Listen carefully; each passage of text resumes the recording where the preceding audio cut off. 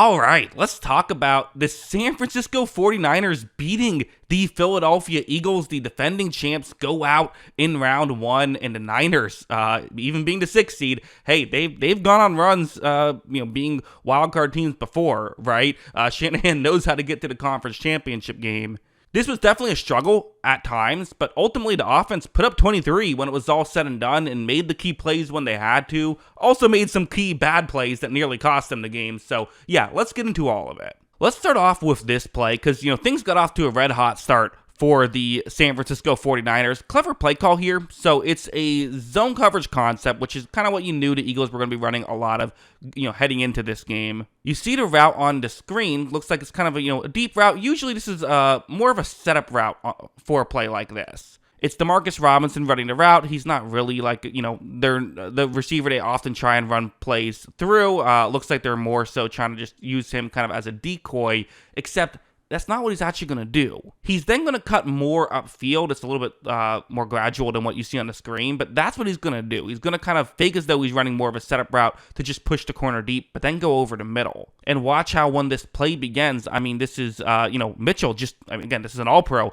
He just completely gets fooled on this play. He thinks that it's going to be more of a setup route. He's kind of paying attention to that and focusing more on the underneath play, trying to stop that. And because of it, now you have a wide open player. And as you see, good stuff after the catch as well. I thought he had a chance at scoring too. That didn't end up happening, but still, interesting play. Robinson able to get a big play. He got a touchdown shortly after anyway, so it all worked out. But yeah, big splash play there. They had a play like that a little bit later on. Really felt like they kind of needed some of these, splash plays, right? This is a zone coverage concept. It's Jauan Jennings who's going to be running this route, and it's just really a well-ran route. Watch as when Purdy takes a snap. You see Jennings doing such a good job making it seem as though he's running closer towards the sideline, right? You see how the corner is, leaning in that direction. But then watch Jennings cut back in. It's a safety, actually, Reed Blankenship, who gets beat on that play. Blankenship also eventually makes a tackle, but not after Jauan Jennings picks up a huge gain. And again, this is why the Shanahan scheme can be so effective, is if it can win on a play, if it can, work, it's not just going to get you 6-7 yards. It can get you 50. And that just, you don't need to hit on those every play then to have a successful offense. You can just hit on some of them. Although the flip side is definitely the Eagles defense was coming through on a lot of key plays. Like this one, it's a zone coverage play, 3rd down and 9. So, again, really good opportunity for San Francisco if they can convert here. Purdy's going to take the snap and nothing gets open right away. So now Purdy says, hey, no worries. Let me try and use my legs, scramble out, see if I can make something happen. Well, we remember what happened in the Super Bowl this past year when the Eagles were, Mahomes would try to get outside the pocket. Eagles defensive linemen were doing a great job at not letting him get too far. Here's Moro Ojomo, who's going to look over. And as you see, Purdy tries to get towards the sideline, does gain a little bit, but on 3rd and 9, giving up 2 is a good play defensively. Giving up 2 is a good play on most plays, and they're able to, get off the field. So, yeah, good stuff there.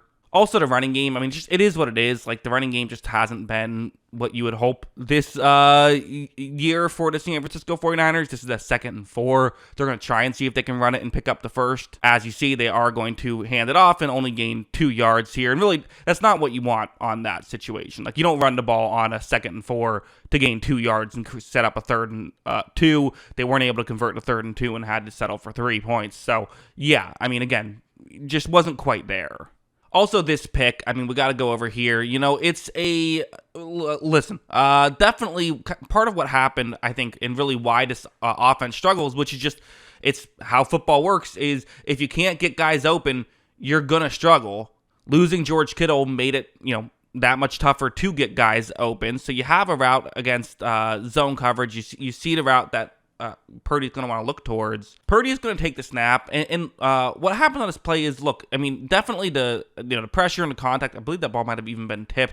That affects this play for sure. It does, right? But still, this really isn't even open. Like, forget about whether the contact caused this to be underthrown and get there late, which makes it look less open.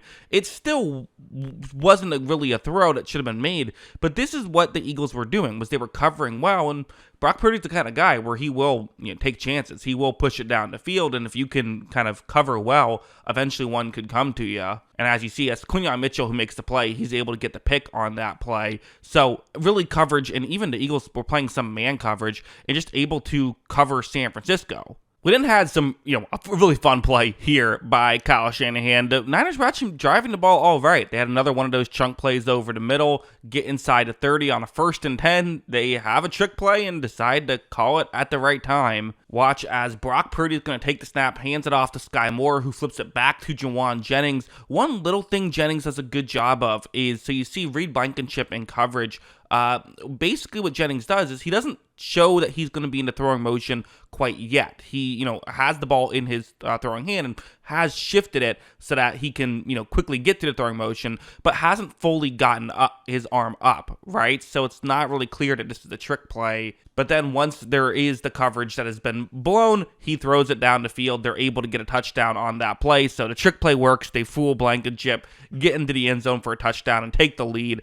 A much-needed touchdown for an offense that had really been struggling after that first drive. So they get that. They then get the ball right here. They get a stop. They have the ball at around, just shy of midfield right here. 2nd and 7. So you have a tight end who's going to run a route over the middle against what looks to be a zone blitz that the Eagles are going to be running. And watch as when Purdy takes the snap, listen, I'm not going to sit here and say there's nothing here. It's Jake Tonjes who has made plays this season for the 49ers. There's a little bit, but it's tough because it's Quinyon Mitchell who's covering him, so just that alone is difficult. But also, you see this ball is just underthrown. So really, probably not a throw you should make just because of the mismatch, right? An all-pro corner going up against a tight end. But also, it just wasn't a very well-thrown football on top of it. So probably, one of those would have been bad enough. Both of those together, well, that creates an interception. The, Eagles got a questionable, personal foul late hit on Jalen Hurts' call, and were able to then get a field goal. But then we got to go over here. All that being said, the ups, the downs, the in-betweens, Brock Purdy the Niners are going to need a play here, quite frankly, and McCaffrey is going to eventually get open underneath. Watch.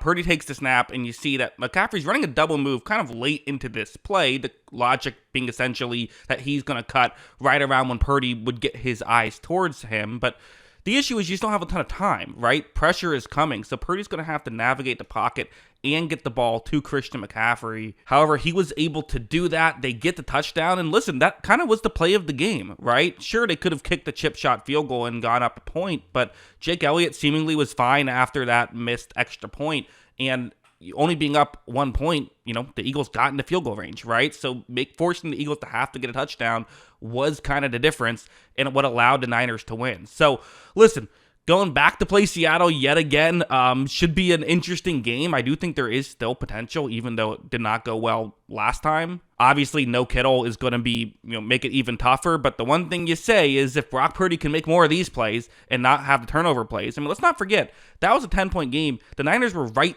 in position to score and make it a 3-point game. Then there was the drop pass interception that kind of had things go haywire. So things can change, even if, the Seahawks also had their own plays that they would look back and feel like they could change. But nonetheless, enjoy the moment if you're a Niners fan, because that was a fun game. And Brock Purdy showing why he's been to a Super Bowl. I thought that he played great outside of 2 plays.